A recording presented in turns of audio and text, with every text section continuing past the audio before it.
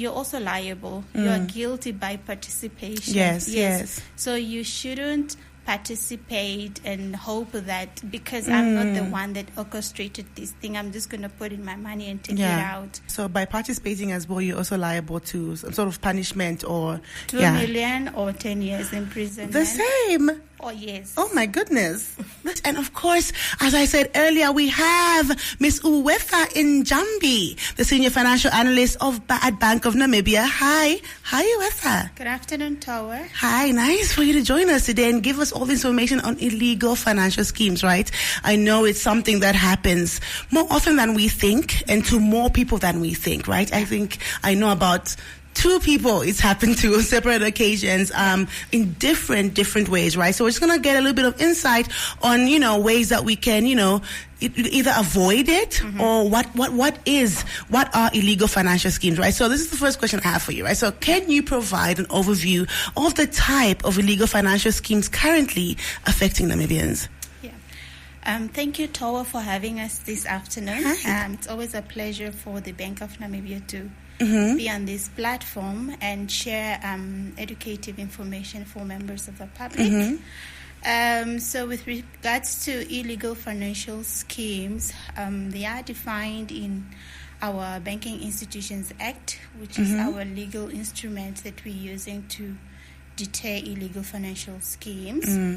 But in a layman's term, I would say illegal financial schemes are those nice, promising business opportunities that people are lured into participating in. Yeah. They are classified mostly into 2 categories, one being pyramid schemes. I think a lot of people are familiar with that terminology. Whereby people are invited to recruit a number of people to join, and upon joining, you either obviously you pay a subscription fee to join, and then you are promised high returns with little to no risk at all, and the returns are very promising. They are out of this world. And then the other category is what is known as Ponzi schemes. So these are the schemes where they are structured in such a way that the promoter or the owner receive money from members of the public. We call it deposit taking. And then they promise that they're going to take your funds for investment purposes. So you invest a certain amount, and then they promise you that upon participation, you are guaranteed to earn interest within a short period, actually. And this interest can be up to double what you have invested, double your principal amount within 24 hours, for example, which is unrealistic, we know. So, so in a nutshell, that is illegal financial schemes. But for better legal definition, that is contained in our Banking Institutions Act from Section 75 up to 78 for the reader. I think the readers can read more to understand what.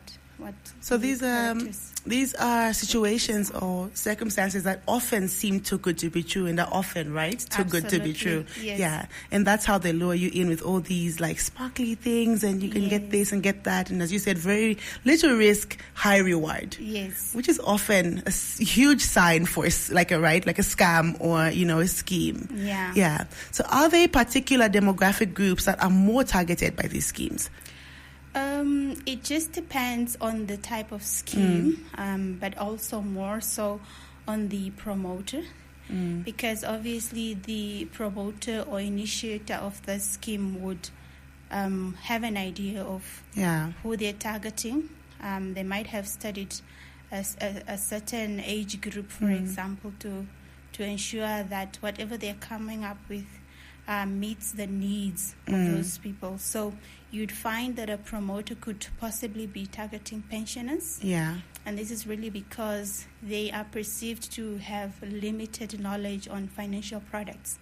So they would then orchestrate something that is appealing to them, such that they are lured into investing maybe their pension money. Even the pension that they get back as soon as they retire. We have seen cases where people have actually put all their money in there and lost everything that they had saved up all those years when they were employed. Obviously, they also then target students as well. Yes. Because they are either fresh graduates or still students, and you're trying to make ends meet. And also, same with similar to pensioners, they also have limited knowledge on financial products because remember this age group, they are not yet employed. They don't really know what is true or what is too good to be true. Then obviously they also target the unemployed because you're desperate. Then they make promises of business opportunities online. Here's an opportunity to work online, to work from home, make instant money, etc. So you take the little that you have and invest it just for you to lose everything actually. So they do target almost everyone. I think so. And those keywords, instant, quick, all those things. And I was wondering, Uwetha, does this one count as an illegal financial scheme? Right? Because I have a son, and they get on these online games, right? And I know it's probably not an illegal financial scheme, but so I know his classmates do this thing where they're told, if you click this, you pay to click a number of times on the website, and when you click, say 100 times, then your money doubles. And then does that count? It does count. Promoters or orchestrators of illegal financial schemes, they use various methods. They use traditional methods, that is being word of mouth. But we know we're living in a digital world. So obviously they would also target people through these digital platforms. It just depends on how they package the information. So yes, it does. So nobody is safe from literally children to pensioners. Everyone but do you agree that for the children, it's not their money, right? It's not their money, but they have the thing where, you could enter your card into the Apple Pay or whatever, and then it's already logged into your computer or something, and then they're clicking, and then massive amounts get deducted. It's happened to someone I know, and I was wondering, does that count as, So, But there is a distinction between illegal financial schemes and just normal fraudulent tactics. Because if someone scams you as an individual to say, follow this link, and then you end up giving your banking details, for example, and then next thing you know, your money is gone. That is not an illegal financial scheme, but rather just a fraudulent activity that you must report to the authority, being so there's the police and also your bank. So there's a very big difference between the two. All right. So how does Bank of Namibia collaborate with other institutions or law enforcement agencies to address this issue? So the Bank of Namibia is very cognizant of the fact that we don't exist in a vacuum. We interact with other institutions, but also with individuals alike. We do partner with the Namibian police force in most cases that we're dealing with. Once we have done our assessments, we do report them to the police for their further action. But also where we find ourselves right now, we realize that we need to do more in terms of awareness campaign to ensure that members of the public are protected. So we endeavor to go out there, partner with more institutions, other regulators and other financial institutions that could possibly spread the message and ensure that members of the public do know how to identify an illegal financial scheme and they are protected from these scammers. Okay. So to piggyback on that one, this one is very important for me because I believe in justice. So what legal actions can be taken against individuals or groups found guilty of operating these schemes? What are the repercussions? So the law is very clear in terms of the Section 92, subsection 2A of the Banking Institutions Act. If you are found to have transgress the law, you are liable to a fine of 2 million Namibia dollars, or imprisonment of up to 10 years, or both, a fine and a jail term.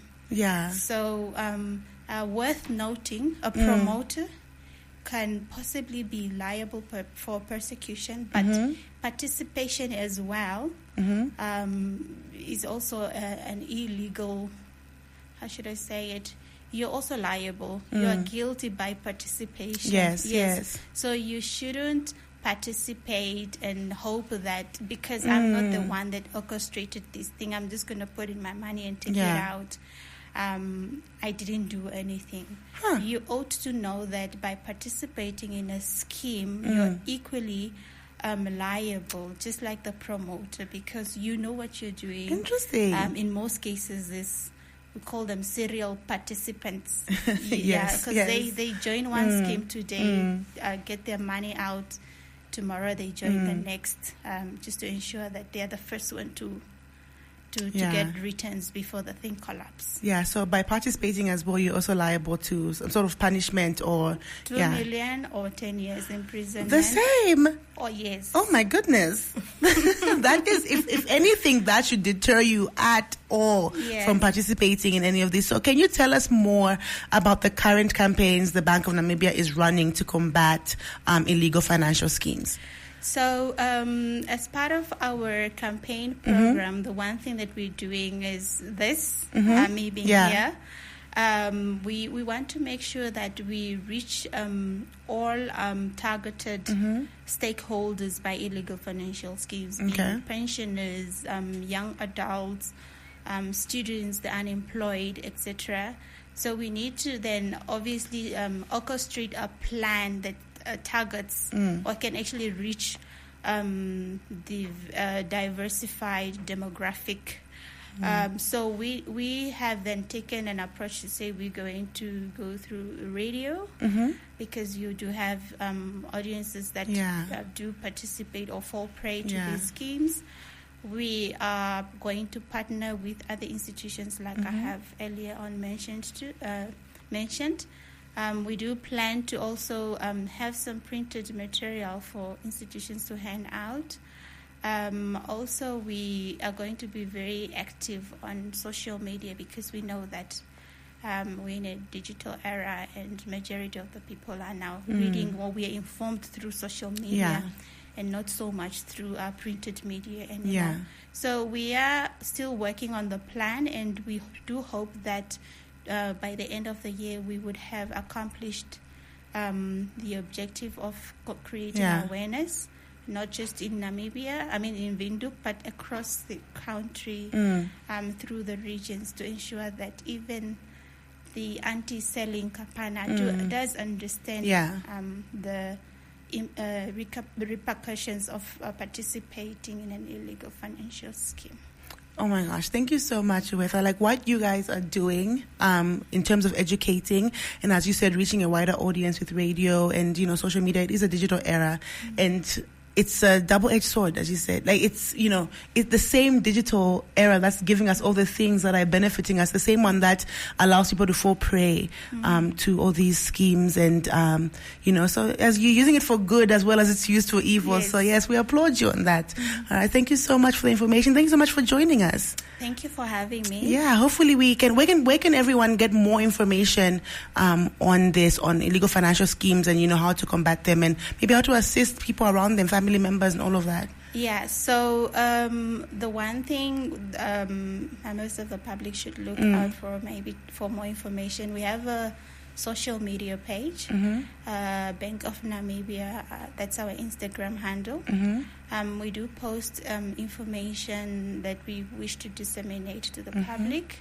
So be on the lookout. We will share information on our Instagram page. Okay. We'll also partner with other institutions that would target a specific group of people. I don't now want to divulge because we then have to finalize our plan before we execute.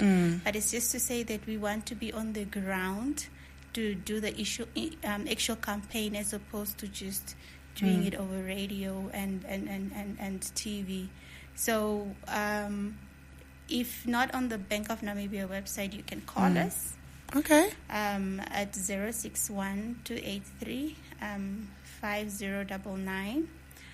You can also just call to confirm whether the business opportunity that you want to participate in is considered as an illegal financial scheme or not. Okay.